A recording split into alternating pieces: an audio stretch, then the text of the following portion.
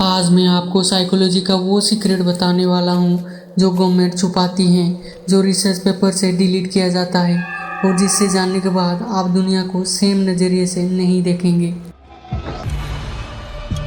नमस्ते दोस्तों, आज का वीडियो डिफरेंट है। No motivation, no self help tips, no personality test. आज हम बात कर रहे हैं वो साइकोलॉजी के बारे में जो इंटेलिजेंस एजेंसी यूज करती हैं, गवर्नमेंट क्लासिफाई करती हैं, रिसर्च जर्नल्स पब्लिश नहीं कर सकती और जो लिटरली लोगों का माइंड चेंज कर देता है।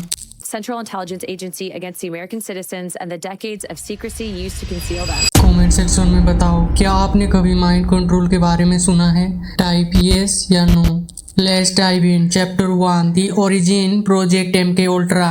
जब अमेरिका ने अपने ही लोगों पर एक्सपेरिमेंट किया।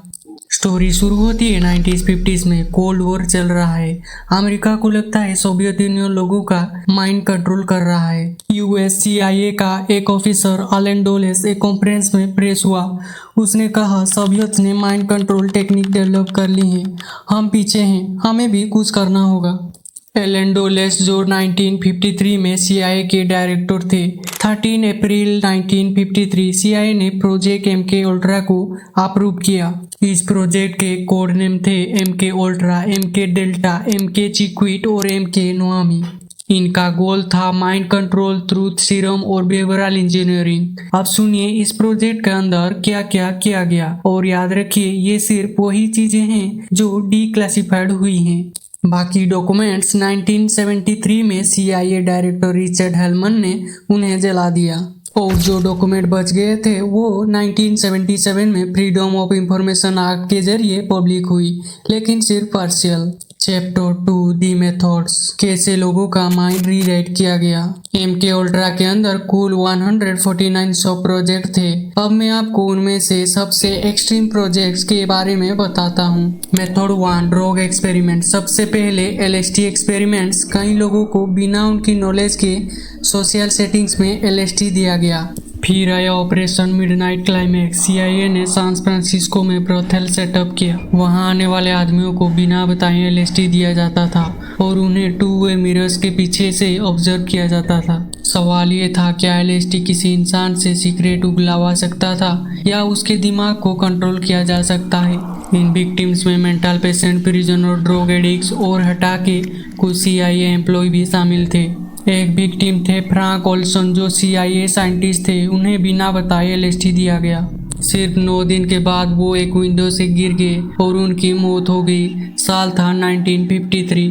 CIA ने इसे सुसाइड बताया, लेकिन उनकी फैमिली को सच का पता 1975 तक नहीं चला। Method 2, sensory deprivation. इस मेथड में सब्जेक्ट को पूरी तरह से बंद आइसोलेशन टैंक में रखा जाता था। ना कोई रोशनी, ना कोई आवाज और ना ही किसी इंसान से कोई संपर्क। ये एक्सपेरिमेंट कुछ घंटों तक नहीं बल्कि कई दिनों तक चलता था। इसका नतीजा था हेलुसिनेशन, अपनी पहचान को खो देना और पूरी तरह से मानसिक टूट जाना। कनाडा में भी ऐसे एक्सपेरिमेंट हुए। इन्हें डॉक्टर इवन कैमरन ने McGill यूनिवर्सिटी में कंडक्ट किया था और इन्हें CIA ने फंड किया था। मेथड 3, हिप्नोसिस और ट्रोमा। इस मेथड में बार बार ट्रोमा देकर इंसान को डिसोसिएटिव स्टेट में पहुंचाने की कोशिश की जाती थी। फिर हिप्नोसिस का इस्तेमाल करके उसके अंदर एक अलग पर्सनालिटी बनाने की कोशिश की जाती थी। इनका मकसद था एक ऐसा मंचूरियन कैंडिडेट तैयार करना, यानी एक स्लीपर एजेंट जिसे खुद भी पता ना हो कि वो एक एजेंट है।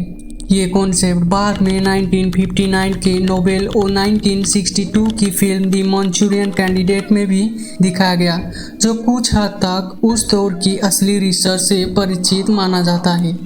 Method 4, psychological torture technique. इस मेथड में बाइडरमैन चार्ट्स ऑफ कोएर्शन पर बेस्ड आर्ट टेक्निक का इस्तेमाल किया गया। पहला टेक्निक, आइसोलेशन, इंसान को हर तरह के ह्यूमन कॉन्टैक्ट से अलग कर देना। दूसरा, मोनोपोलाइजेशन और परसेप्शन, वो क्या देखेगा और क्या सुनेगा सब कुछ कंट्रोल करना। तीसरा, इंड्यूस्ड एबिलिटी एंड एग्जॉशन, नींद और आराम से वंचित रखकर शरीर और दिमाग को कमजोर कर देना।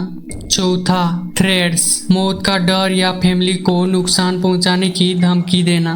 पांचवा, ओकेजनल इंडोलजेंसेस, बीच बीच में छोटी छोटी मेहरबानी दिखाकर इमोशनल डिपेंडेंसी पैदा करना।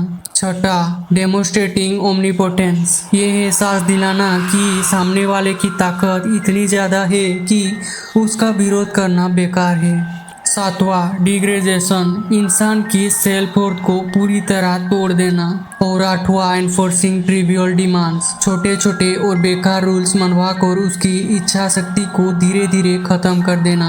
सबसे हैरान करने वाली बात यह है कि ये चार्ट असल में प्रिजनर्स ऑफ वॉर के साथ होने वाले टॉर्चर को समझने के लिए बनाया गया था, लेकिन MK अल्ट्रा में इसी चार्ट को रिवर्स इंजीनियरिंग किया गया ताकि ये समझा जा सके कि इंसान पर ये टेक्निक कैसे लागू किया जा सकती है। Chapter 3, Canada connection. अब इस कहानी का अगला हिस्सा हमें कनाडा ले चलता है, मॉन्ट्रियल के एलन मेमोरियल इंस्टीट्यूट में।